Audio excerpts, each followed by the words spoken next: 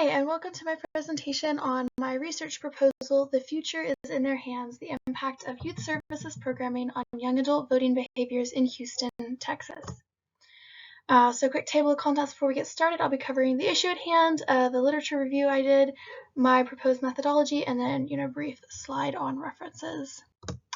So starting with the issue at hand, the purpose of the study is to measure the impact of interactive youth services programming in the Houston Public Library system. This programming is promoting youth advocacy in political discourses and civic participation, particularly in a presidential election. And I'm hoping to see an impact on young adult and presumably for many of them first-time voter registration and engagement.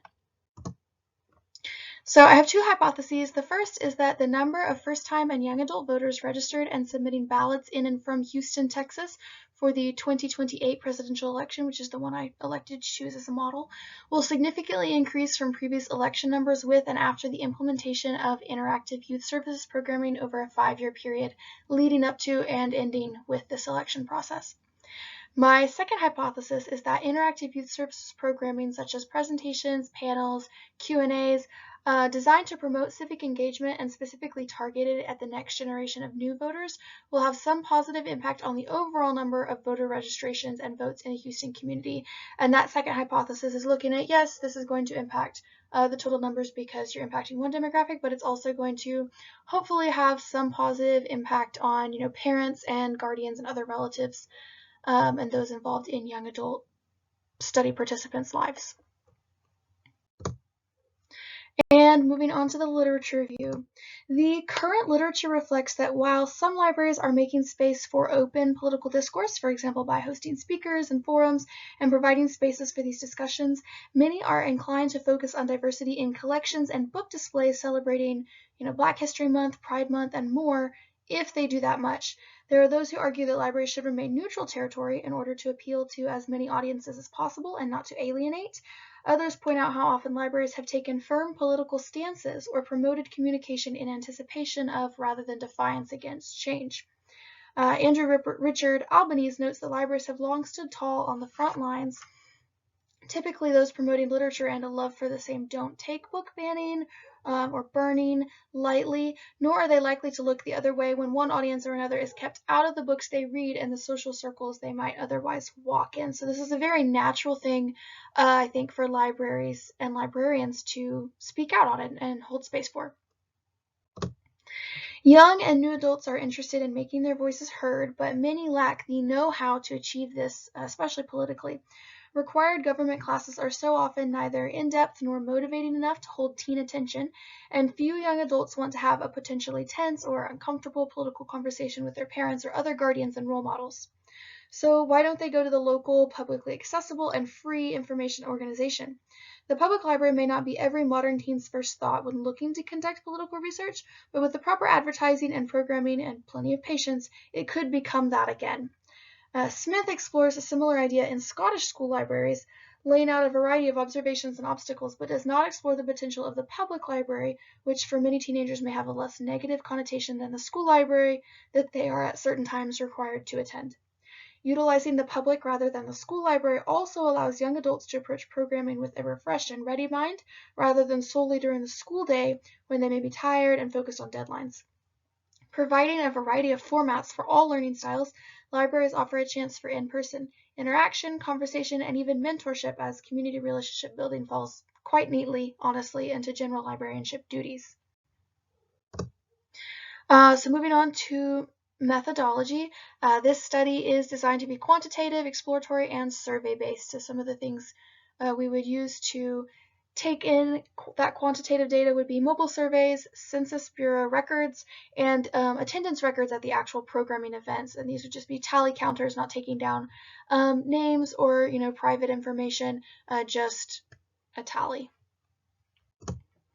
As for participants, just under a quarter of Houston's current population is under age 18. The specifics of how many young adults, currently age 12 to 18, live in the city, I looked specifically at Harris County for this. The overall population is about 415,000. So we would have to get the specifics of how many young adults fall into that group from the Census Bureau. Participants would be any and all young adults 12 to 18 at the beginning of the study, who attended one or more programs and agreed to take one or more surveys during the course of the study. They are obviously not required to participate in the survey. If they don't want to, they're still welcome to attend the events, but we do want to get their consent to take those surveys.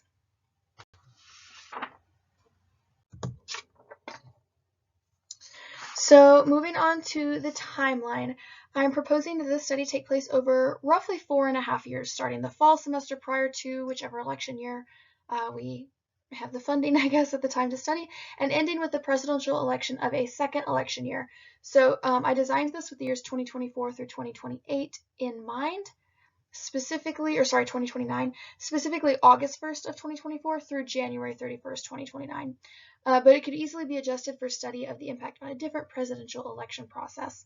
So I've kind of outlined the stages for you here. The first 6 months in stage 1 would dedicate to planning, fundraising, initial research, which would include reaching out to the appropriate government offices for statistics of civic engagement by the target demographic, specifically looking at statistics pertaining to the previous 4 presidential elections to kind of get those numbers and still be looking at, the more recent generations. Initial surveys would be sent out to a random sampling of young adult library patrons and their family members to gauge interest in the study and the related programming, as well as to determine current views on public and private education at the junior high and high school level in terms of the quality of the government and political science courses offered. Stage 2 is the second set of 6 months. This would see the beginning of the actual youth services programming, the first phase of which focuses on crash course type materials. While not intended to be remedial, this programming sets out to engage young adults in the material and fill in the gaps where their junior high or high school education didn't do the trick. The primary goal of this section of programming is to fill participants in on the basics of United States politics, major figures, laws, movements, public reactions to the same, etc. Stage 3 lasts a year rather than just 6 months, and this programming focuses on the history of the presidential election process itself, with potential speakers being brought in, including former presidents, vice presidents, secretaries, first ladies, former presidential candidates. These are just a few suggestions. Interactive book displays, question and answer panels, discussion forums are only the start. We could also include trivia games, scavenger hunts, and game show type quizzes. These are just a few suggestions to make this programming as enjoyable for teen patrons as it is meant to be educational. In stage 4, another year-long stage, the programming will center around young adult patrons getting to know the parties and their stances. And it would be strongly encouraged and modeled by the librarians and speakers for them to get to know all sides of an issue. Basic speech and debate protocol and tactics would also be covered to prepare them for looking at presidential candidacy debates later. And they would invite at least one speaker from each major party and on different stances, with emphasis being placed on that equal representation. We don't want to take up space by preferring or promoting one party or stance over the other. No one candidate should be promoted. This is very much holding space for teens to involve themselves in these conversations without telling them who to believe, who to vote for, etc. Possibilities for speakers for this stage could range from federal senators to local mayors. Would also want at least one speaker, maybe all of them, to be invited to comment on the importance of public speaking from an electoral candidate perspective.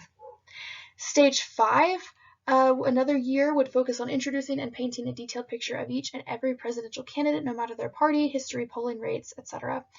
Ideally, at least 2 candidates would be brought in to speak at programming events during this time, with at least one from each of the 2 major political parties, but if we can get more, that's great. It's just going to depend on funding and their speaking rates because they are expensive.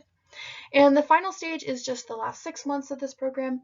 It would follow the actual election process and promote voter registration in general, but especially for these first-time voters. All the programming thus far in the program has guided participants to be able to make an educated decision both to be involved in the political system and how. Now it culminates in their follow-through. So randomized surveys would be sent out throughout these 4.5 years, but especially now during this time they're focusing on participants' feelings, whether or not they feel prepared, feel ready, feel knowledgeable enough at this point to register to vote and ultimately to actually vote.